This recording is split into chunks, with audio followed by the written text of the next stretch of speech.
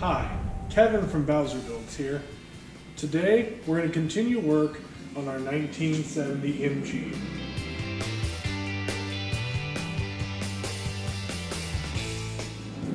Now, the last time we were together, I worked on the clutch slave cylinder, left the video off with saying that we were going to be replacing the master cylinder. Well, with everything that's going on in the world right now, it's very difficult to try to order one. Most of my parts stores I normally go from actually don't have them or are not doing shipping right now. So I'm going to repurpose the one I have for now, just to at least get the system flowing again. So today, that's what we're going to work on. At least getting the area cleaned up where the master cylinder and slave cylinder go, and then trying to at least get it so it can be driven out of the garage, just to see if the brakes and everything are still working. So stick around and let's go.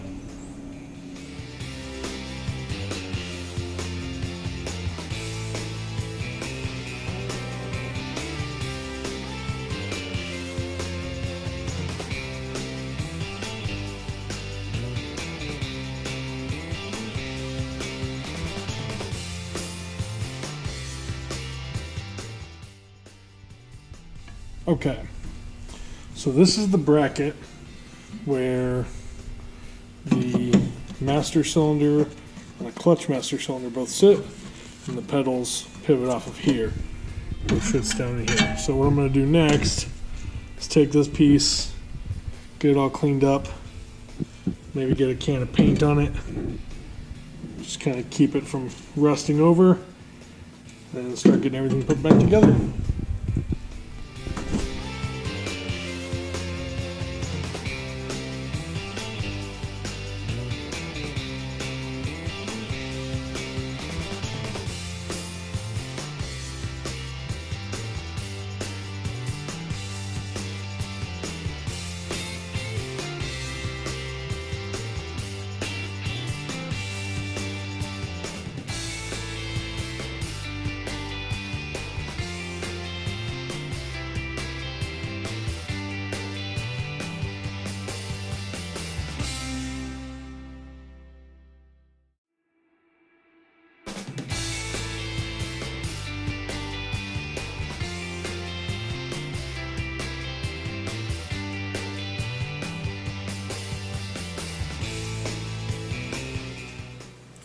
Okay, so I've got these mounted back on here, got it cleaned up.